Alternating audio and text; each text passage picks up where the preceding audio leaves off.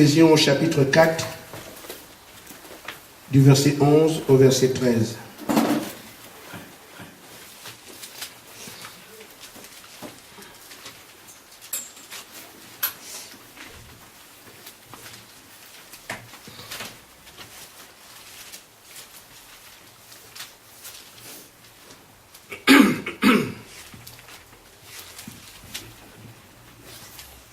Et il a donné les uns comme apôtres, les autres comme prophètes, les autres comme évangélistes, les autres comme pasteurs et docteurs, pour le perfectionnement des saints, en vue de l'œuvre du ministère et de l'édification du corps de Christ. Amen. Jusqu'à ce que nous soyons tous parvenus à l'unité de la foi et de la connaissance du Fils de Dieu, à l'état d'homme fait, à la mesure de la stature parfaite de Christ. Amen. Amen. Amen. 2 Pierre au chapitre 1, du verset 5 au verset 12. 2 Pierre 1, 5 à 12. À cause de cela même, faites tous vos efforts pour joindre à votre foi la vertu, à la vertu la science, à la science la tempérance, à la tempérance la patience, à la patience la piété, à la piété l'amour fraternel, à l'amour fraternel la charité, car si ces choses sont en vous, et ils sont avec abondance, elles ne vous laisseront point oisifs ni stériles pour la connaissance de notre Seigneur Jésus-Christ. Mais celui en qui ces choses ne sont point est aveugle. Il ne voit pas de loin. Il a mis en oubli la purification de ses anciens péchés. C'est pourquoi, frères, appliquez-vous le temps plus à affermir votre vocation et votre élection, car en faisant cela, vous ne broncherez jamais. Amen. C'est ainsi en effet que l'entrée dans le royaume éternel de notre Seigneur Jésus, Seigneur et Sauveur Jésus-Christ, vous sera pleinement accordée. Amen. Amen. Que Dieu bénisse sa parole. Amen. L'endroit dont nous venons de chanter, je vais aller dans cet endroit-là. Amen. Amen. C'est un endroit sans souillure. Un endroit sans maladie, sans souci ni inquiétude. Amen. C'est un endroit parfait. Amen. Amen. Et aucune créature, aucun esprit n'ira transformer l'état de cet endroit. Amen. Aussi, pour qu'un homme puisse y avoir accès, il faut qu'il ait déjà vécu la perfection sur la terre. Amen. C'est pour ça que nous parlons d'avoir la perfection. Il y a donc des courants qui se rencontrent sur le mot perfection. Le courant des charlatans ou des incrédules ou même des religieux peut arriver à nous dire nul n'est parfait.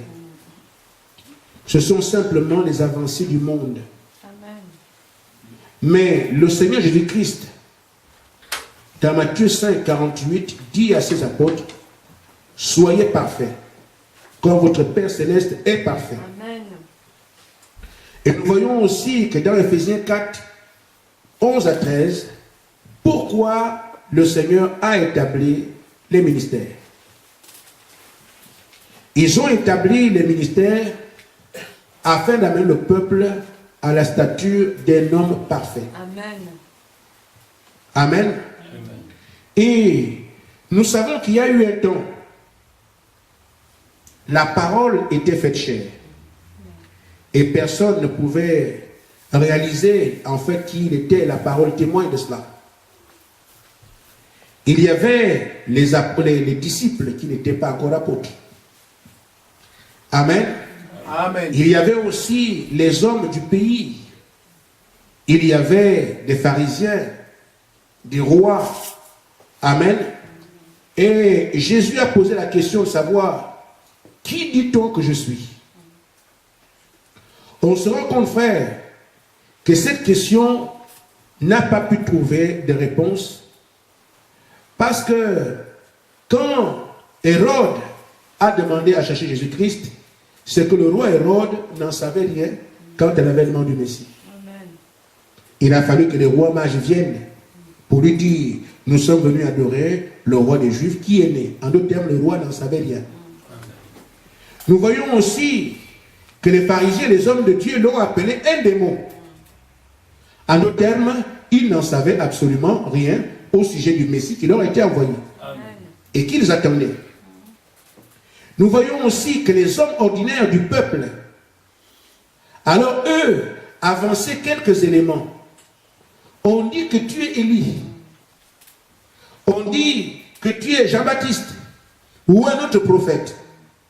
Personne ne savait qui il était. Alors le Seigneur dit, j'ai posé une question, mais ce n'est pas ce que les hommes du peuple disent qui m'intéresse. Ce que je veux savoir, ce que vous, que moi j'ai appelé, vous dites de moi. Amen.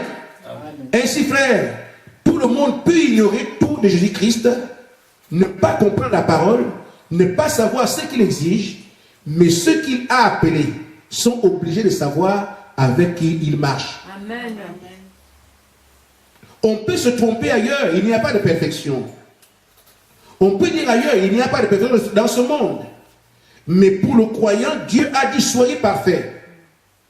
Nous devons trouver la voie. Amen. Alors, un s'est levé. Il a dit, je sais que tu es le Christ, le Fils de Dieu.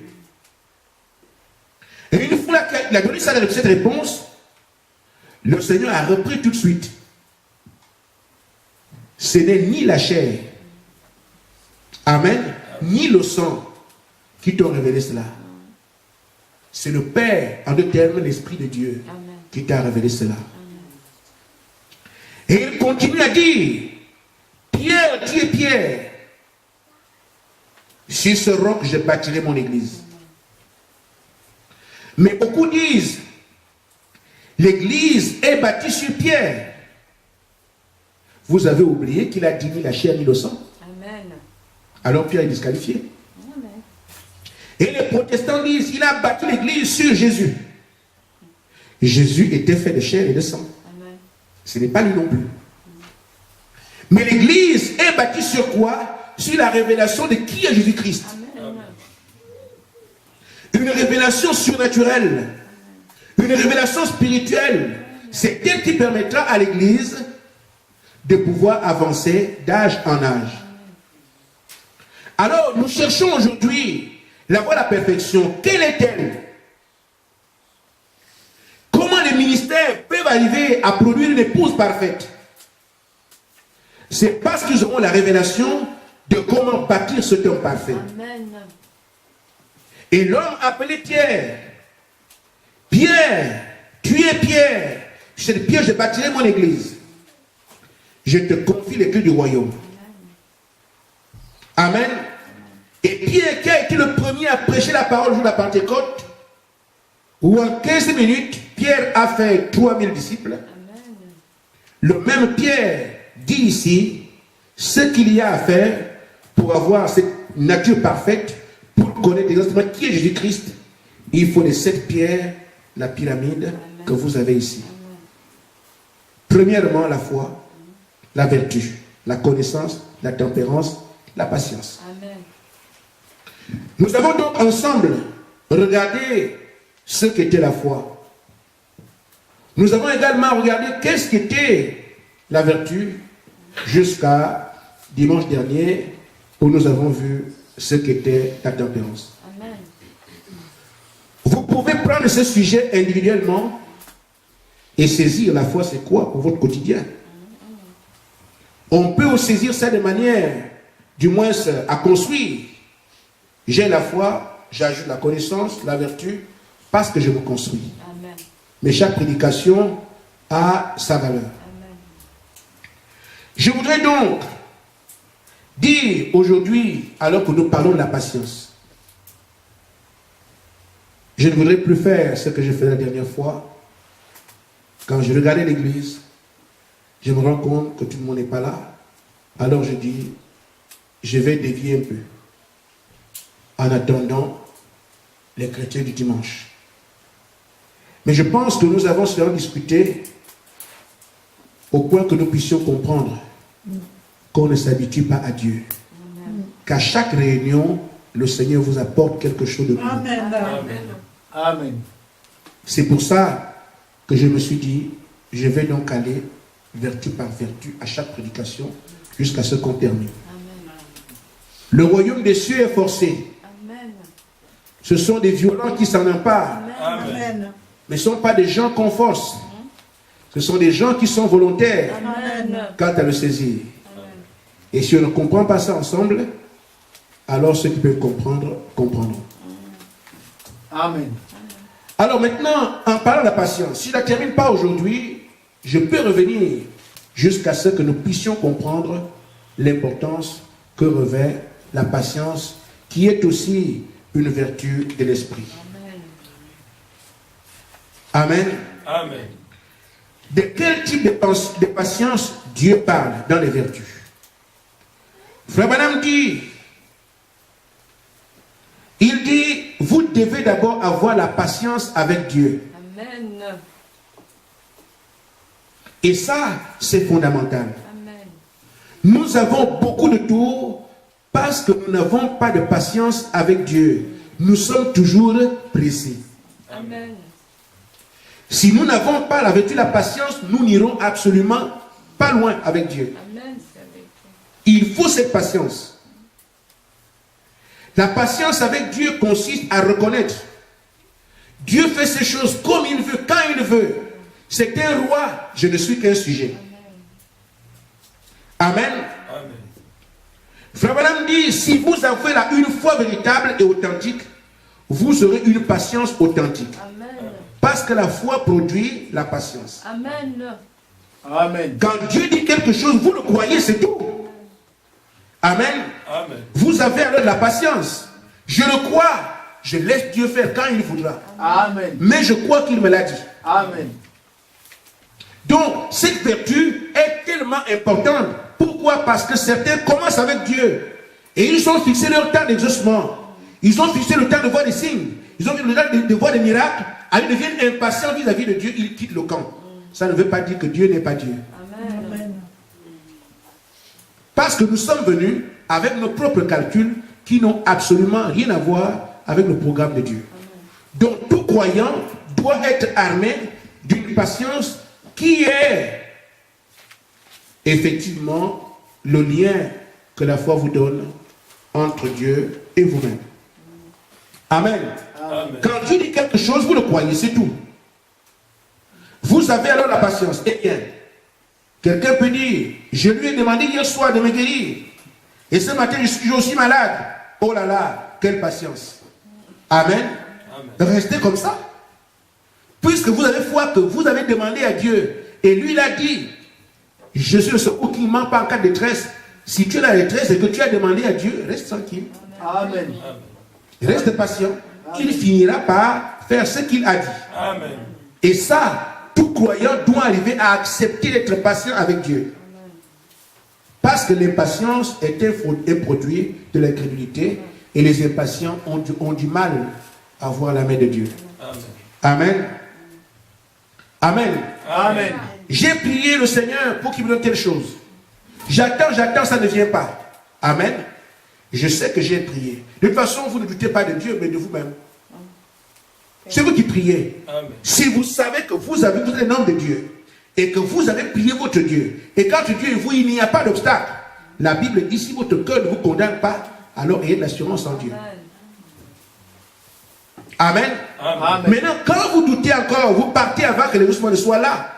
Dieu n'a rien à voir avec ça. C'est vous qui avez prié. C'est vous aussi qui renoncez.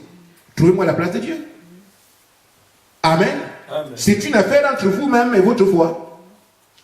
Mais, une fois que nous sommes armés de patience, nous sommes convaincus que Dieu ne peut pas ne pas accomplir ce qu'il dit, nous restons là. Frère, le chemin de la foi, amen, est contraire au chemin du doute. Amen. Le doute vient de ce que nous voyons, ce que nous ressentons, ce que nous entendons, ce qui est palpable, ce qui est touchable. Mais la foi, c'est le sens qui nous met en relation avec Dieu. Amen. Amen. Nous devons ne pas faire confiance à ce que les yeux voient, Amen. ne pas faire confiance à ce que les oreilles entendent, Amen. ne pas faire confiance à ce que l'homme touche. Amen. Parce que ces sens s'opposent à la foi que Dieu nous Amen. recommande. Amen. Amen. Et le plus grand ennemi que nous puissions avoir en matière de foi, c'est le temps. Amen. Amen. Amen. Si vous mesurez Dieu avec le temps, sachez qu'en Dieu, il n'y a pas de temps, il est éternel. Amen. Vous êtes dans votre dimension à vous, charnelle, mais Dieu est éternel, il ne connaît pas le temps. Amen. Amen. Mais ce qu'il sait, c'est que s'il promet quelque chose, il va le faire. Amen. Mais c'est nous qui n'arrivons pas au temps où Dieu a fixé. Amen. Chez nous, il y avait des jeux qu'on faisait pendant les fêtes. Alors, on plantait, comment dire, un tronc d'arbre. On enlève tout, on enlève même la peau, Amen. l'écorce, on enlève l'écorce. On plante ça ici et on va accrocher des choses précieuses en haut là-bas. Et en même temps, on met de l'huile autour. On dit, on va voir celui qui peut aller prendre ce qu'il y a en haut là-bas. Amen. Amen. Alors tu viens, parce qu'on mettait vraiment des choses intéressantes en haut. Mais on dit le bois, du moins le tronc d'arbre, n'a plus d'écorce. Et on met encore de l'huile autour. On va voir qui est capable de monter. Frère, on a vu des gens s'écarquiller ici là. Tu viens, tu montes, arriver quelque part, boum, tu tombes. Amen. Tu essaies de faire des efforts. Des gens venaient, les gens échouaient là. Amen. Amen. Mais la chose existe. Et elle est visible. Amen. Mais c'est toi qui dois grimper ici. Vaincre déjà là où on n'a pas bien taillé l'arbre. Si ça te brûle le corps, ça te griffe. Vaincre également le fait que ça soit tellement glissant. Jusqu'à ce que tu arrives en haut. Parfois c'est glissant avec Dieu. Amen. Amen. Amen. Au moment où tu dis que tu crois, les doutes viennent. Tu retombes. Amen. C'est Ça ne veut pas dire que la chose que Dieu a promise n'est pas là. Amen. Amen. À un moment donné, tu dis, mais je suis en train d'avancer. Un frère taquine là-bas, tu oublies. Ou tu entends ce que quelqu'un dit. Ce sont des accroches qui grattent un peu ta peau. Tu laisses encore. Mais celui qui veut doit ne pas regarder que ça peut glisser. Il ne regarde pas que la peau sera déchirée. Il fixe le regard à ce qui est là-bas. Il dit, je vais avancer. Qu'il sente mal quand ça brûle. C'est même là que ça s'accroche à l'arbre. Amen. Et il avance. Amen. Amen. Amen. C'est ça le véritable croyant. Fixer le regard sur ce qui est proposé et ne pas regarder à ce que nous avons ici. Amen. Amen. Autant de fois tu vas essayer de monter, tu tombes. Tu vas essayer de monter, tu tombes. Reste patient.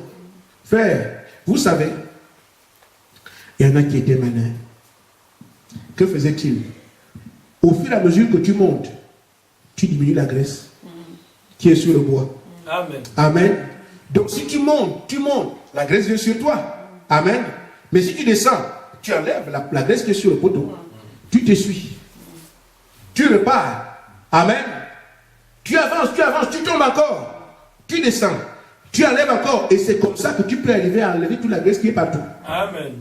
La patience. Tu pars. Amen. Le Seigneur a dit. Tu attends encore. Le Seigneur a dit. Tu attends encore. Le Seigneur a dit. Tu te rapproches de l'accomplissement de la parole. Jusqu'à ce que tu touches du doigt ce que Dieu a proposé. Amen. N'ayons pas peur d'avancer avec les promesses. Amen. Elles ne sont pas faites par un homme. C'est le Créateur de toutes choses Amen. que nul ne peut arrêter dans ce qu'il a décidé. Amen. Amen. Nous avons tort d'abdiquer avant d'avoir vu ce que Dieu a pour nous. Amen. Amen. Frère Madame dit, souvenez-vous d'Abraham.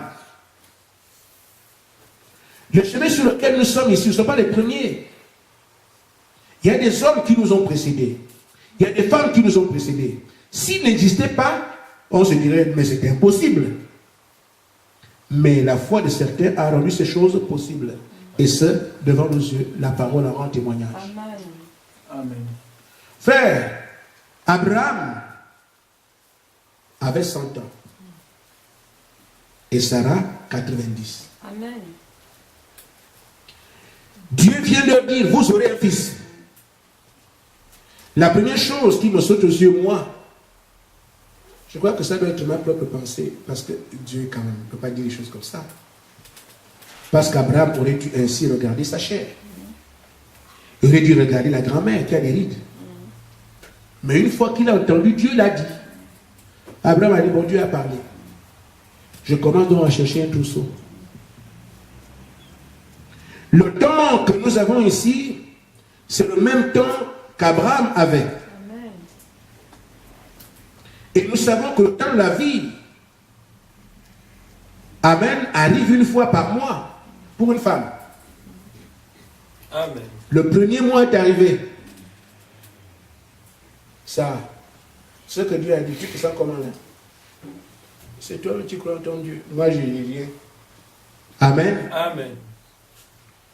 Un mois est passé. Bon, je crois que... Non, ça ne t'en fait pas. Le mois prochain, c'est sûr.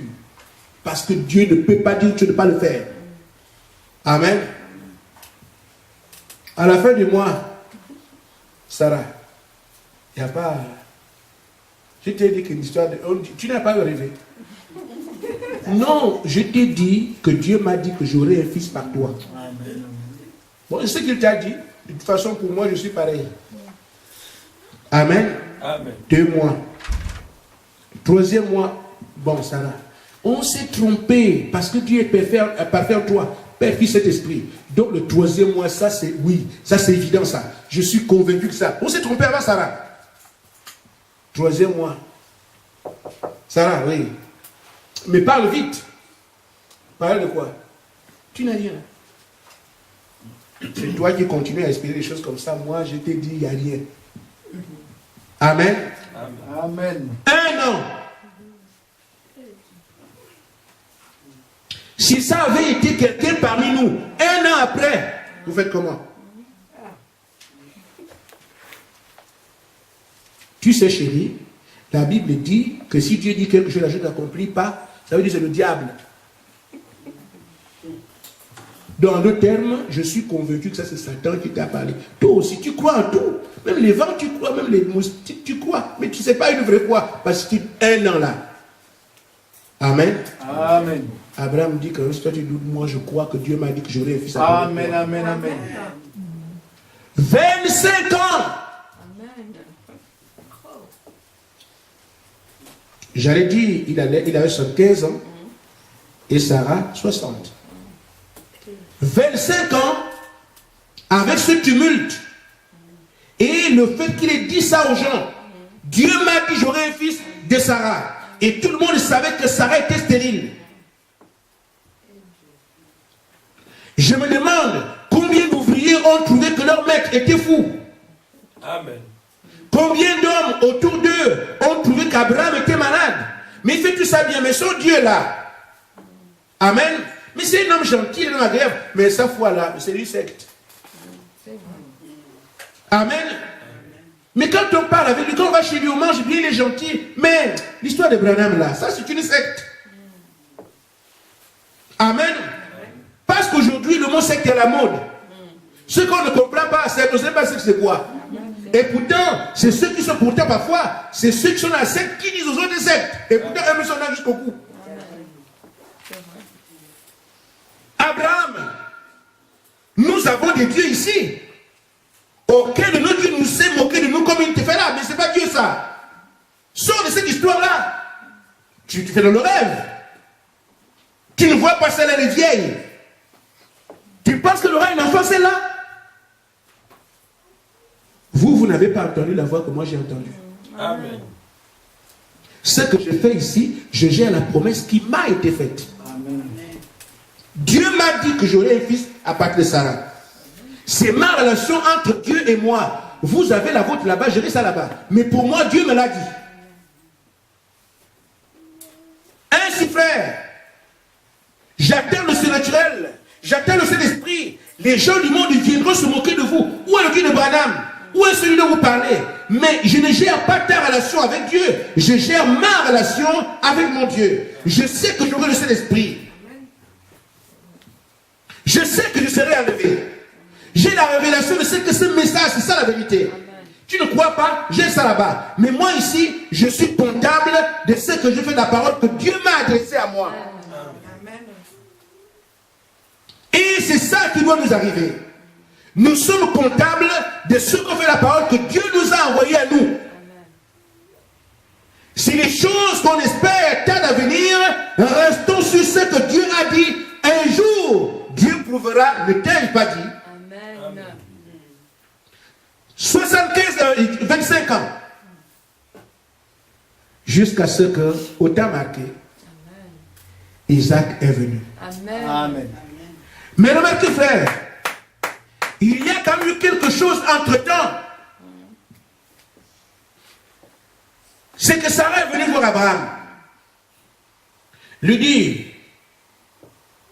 oh frère, pourquoi la proposition de Sarah vient? C'est parce que Sarah s'est rendue compte qu'Abraham ne dévie pas de ce que Dieu lui a dit, malgré tout ce que les gens ont pensé. Amen. Sarah s'est rendue compte, je n'arrive pas à le décourager. Je n'arrive pas à le déplacer de sa foi. Alors, mais Abraham, je crois que la loi nous permet que si tu prends ma servante et tu fais un enfant avec, je crois que c'est par là que l'enfant que Dieu a promis va venir. Amen. Amen. Alors, Abraham ne voulait jamais écouter Sarah. Parce que Sarah ne tenait pas le même langage de l'enfant. Amen. Je ne t'écoute pas, moi Dieu m'a dit. Amen. Mais maintenant ici, Abraham commence à tenir compte de ce que Sarah dit. Parce que dans le discours de l'enfant, de Sarah, est venu un enfant. Tu parles de quoi l'enfant? Ah oui, là je peux t'écouter. Oui, qu'est-ce que tu dis? J'ai dit, je sais que ce que Dieu t'a dit est vrai. Amen. Amen. Et tu aurais vraiment un enfant. Alors je t'avais dit non. Oui, mais en fait, pas comme toi tu dis là. L'enfant va venir d'accord. Parce que la loi le permet. Amen. Ce que tu dis peut être vrai, mais Sarah, je ne peux pas oublier ce que Dieu m'a dit. Si toi tu veux qu'Agar ait un enfant de toi, je vais vous rendre ce service-là. Mais moi, je ne peux pas oublier ce que Dieu m'a dit. Amen. Ismaël est né. La naissance d'Ismaël n'a jamais empêché Abraham de croire que Sarah aurait un fils. Amen. Mais Abraham, tu pries toujours? Oui. Mais l'enfant est déjà là. Ça, c'est toi qui as dit que cet enfant est là. Mais moi, ce n'est pas celui-là. Dieu m'a dit à travers toi. Amen. Vous avez entendu Père Abraham? Qu'est-ce qui se passe? Il dit que ce n'est pas celui-là. Et pourtant, c'est ce que la loi dit. Frère, la lettre tue. Amen. Beaucoup regardent les Écritures, la Bible en train de lire, pensant qu'ils croient tout. Mais c'est ce que Dieu a révélé qui est plus important. Amen. Abraham avait la révélation de quand Dieu dit que tu le fais aussi. On n'a pas à l'aider dans ses promesses. On n'a pas à je ne sais pas, à essayer d'aider Dieu à faire ce qu'il veut dire. Dieu a parlé à Abraham, Sarah n'était pas là. Sarah n'a rien à voir dans le plan que Dieu a fait. C'était entre Abraham et Dieu. Sarah peut dire tout ce qu'elle dit de bien, c'est seulement un corps étranger. C'est pour ça que les prédications de la femme n'amènent que les Ismaël. Amen. Amen. Ainsi Abraham est resté sur ce que Dieu lui a dit. Malgré un fils qui est pourtant là. Je sais qu'il est là. Je sais que c'est mon fils. Mais je dis ce que Dieu m'a dit là. Je ne peux pas oublier ça. Il était patient, attendant toujours que Dieu ne va pas essayer d'accomplir ou va essayer d'arranger. Il fera exactement ce qu'il a dit. Il savait qu'Ismaël n'est pas dedans. Mais au temps marqué, Dieu a vu sa foi. Dieu a vu sa patience. Frère, vous ne pouvez pas dans votre programme, dans votre projet, dans votre demande, attendre Dieu éternellement. Ce n'est pas possible. Amen. Amen. Vous serez ainsi tentés. Mais il dit, vous ne serez jamais tentés au-delà de vos forces. Amen. Il viendra donc avant que vous n'ayez échoué. Avant que vous soyez fatigué. Parce qu'il sait, il connaît juste où il peut vous amener. Mais si on peut retenir ça, Dieu m'a fait une promesse, je reste là, parce que je sais qu'il ne peut pas laisser la promesse sans s'accomplir et m'amener à mourir avant qu'elle ne vienne. je resterai là. 25 ans. Avec tout ce que les hommes peuvent dire sur moi. Qui peut avoir la patience avec Dieu? Et cette patience, c'est ce qu'on appelle la véritable foi. Parce que les deux vont ensemble. C'est parce que je crois en Dieu que je supporte et que j'attends que Dieu accomplisse ce qu'il a dit. Je ne crois pas, je ne peux pas. Nous pensons que la foi, on la confond avec je sais que Dieu existe. Non, savoir que Dieu n'existe pas la foi. Amen. La foi est basée sur comment tu gères ce que Dieu t'a dit. Amen. Amen. Amen. Ce que Dieu t'a dit à toi, si tu restes dessus, on dit que tu as la foi dans la parole de Dieu et la parole et Dieu sont un. Amen. Mais beaucoup laissent ce que Dieu leur dit dans la prédication, c'est comme celle-là, et parce qu'il y a un Dieu, ils vont croire là-bas. Vous perdez votre temps. Amen. Au commencement était la parole était avec Dieu, la parole était Dieu. Amen. Amen. Amen. Ainsi, frère, nous devons donc avoir cette patience. Amen. Ce que je voudrais également ajouter, frère, c'est que quand Dieu fait ces choses, le plus important, ce n'est pas ce qu'il vous dit. Il a fait pour chacun de nous des projets de paix et non de malheur. Amen. Nous devons seulement accepter les voies par lesquelles il veut nous faire entrer. Amen. Amen.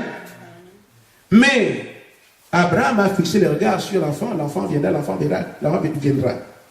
Mais Dieu avait un projet. Fait d'Abraham le père des nations. Amen. Dieu avait un projet. Qu'à partir d'Abraham, Israël soit intraitable. Amen.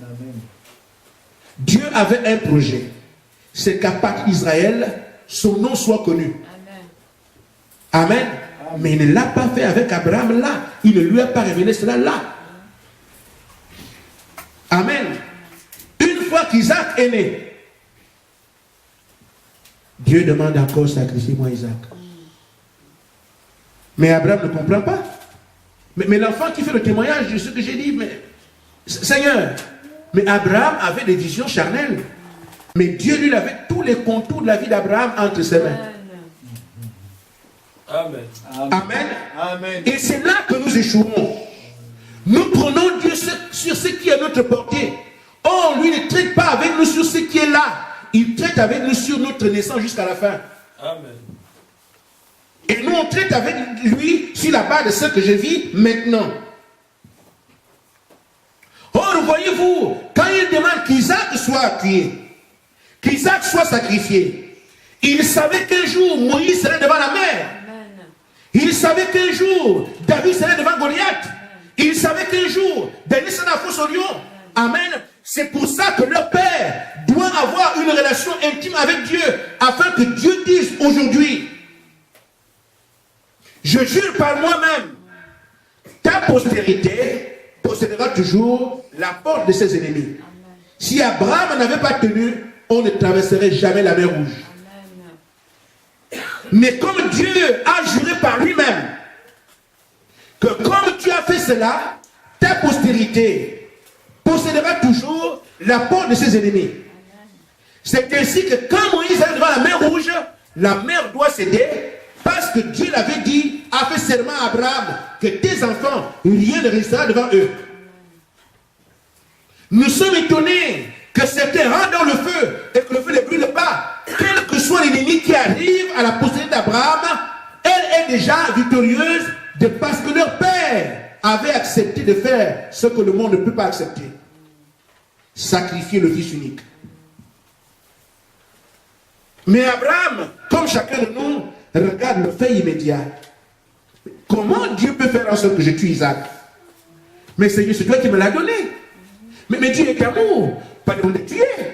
Amen. Mais tu tiens le langage d'un homme, tenant compte de ta relation avec ton fils. Mais Dieu tient un autre langage, tenant compte de ta postérité à venir, qui doit traverser la mer, qui doit traverser le Jourdain, qui doit aller dans la fosse au lion, qui doit traverser les eaux, qui doit aller dans le désert sans eau. Amen. Dieu voit tout ça. Il traite avec toi aujourd'hui, mais il a fait pour toi et ta postérité des projets de paix et non de malheur. Si tu refuses de sacrifier Isaac, toute la postérité est compromise. Amen. Donc quand Dieu traite avec nous et qui nous fait une promesse, restons patients, ce ne sont que les étapes à traverser. Amen. À partir de la promesse initiale, reste là. Une fois qu'il sait que tu as compris, tu as été patient avec lui et que tu as été exaucé, la première expérience appellera d'autres expériences. Amen. Mais si tu n'as pas une première expérience, parce que tu es pressé, parce que tu es fâché, parce que tu es fatigué, parce que tu ne veux pas, frère, tu passeras toute ta vie. Ce n'est pas à Dieu de se plier devant toi. Amen. Nous devons donc, quand la parole est prêchée, la considérer. Sans moi, vous ne pouvez rien faire. Amen. La foi que vous cherchez, vous ne l'aurez pas comme ça. Amen. Elle ne se vend pas à match. Amen. La chose à faire, c'est repartir vers Dieu. Seigneur, ces choses, moi, je les veux. Je n'ai pas de foi. Tu restes là, tu es comme Seigneur, donne-moi la foi. Donne-moi la foi. Donne-moi la foi. Quand ça va arriver, tu ne comprendras même pas toi-même. Amen. Parce que tous ceux qui ont fait les exploits n'ont jamais été dans un magasin pour acheter la foi. Amen. Amen. Amen. Réalise ta condition. Reste là, demandant au grand architecte de te construire tel qu'il a fait aux autres. Mais Josué n'était-il pas esclave en Égypte? Amen. Y avait-il pas de soleil là-bas? Amen. Mais c'est là-bas normalement qu'il aurait dû arrêter le soleil. Amen. Pas là, il est esclave. Mais il n'y avait rien en lui pour le faire. Amen. Mais quand il a vu la promesse de son temps, et qu'il a réalisé qui il était, et qu'il a vu le Dieu d'Israël se manifester, il a pris une autre dimension. Je veux exterminer mes ennemis parce que je dois aller à Canaan. Et ils me font obstacle ici. Et comme la nuit est en train de tomber et qu'eux ils risquent de survivre, soleil, tu t'arrêtes là. Amen. Il était où en Égypte? Frère, ne pensez pas qu'étant en Égypte, vous allez réaliser les choses du désert. Il y a un chemin. Quand tu es en Égypte, reconnais que tu es en Égypte, qu'il y a un travail à faire. Vous ne pourrez pas réaliser en Égypte les choses qui se font dans le désert. Quand on est en Égypte, on est en Égypte. On apprend à traiter avec Dieu. On apprend à collaborer avec Dieu. On apprend, même les témoignages des autres vous édifient. Les 10 plaies ont commencé à monter Israël que leur Dieu est puissant. Et c'est pour ça qu'ils ont accepté de faire le chemin allant vers là où Dieu a dit qu'on va l'adorer. Parce qu'ils l'ont déjà vu en Égypte. Amen. Les souterraines. Amen. L'eau qui se change ensemble. Les témoins de frères peuvent vous interpeller et non cultiver des jalousies.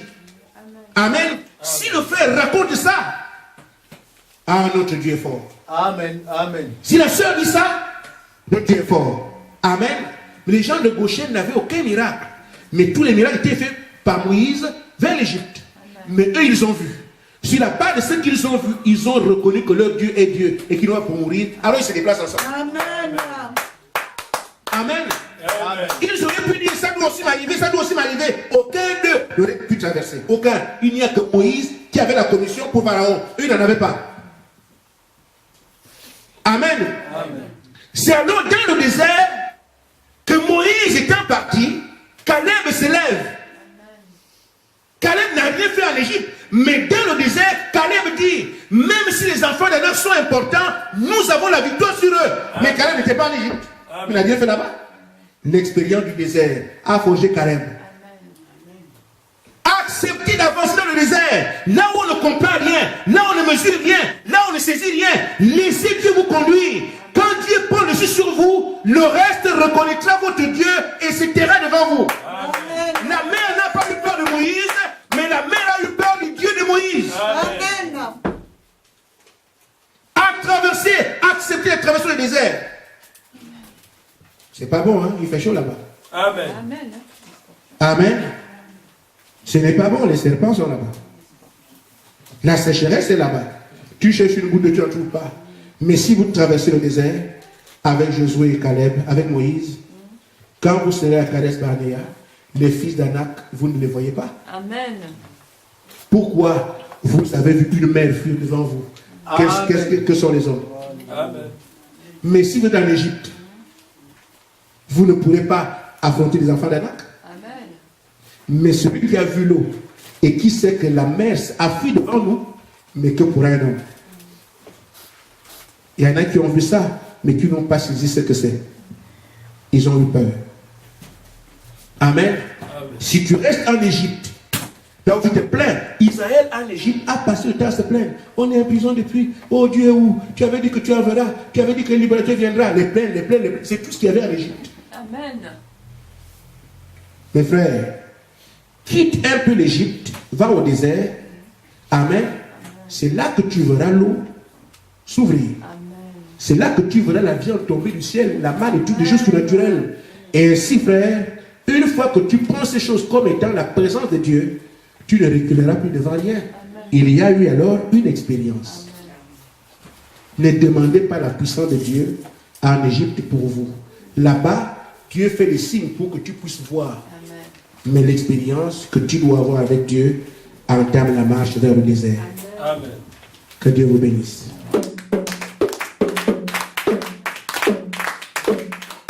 Amen.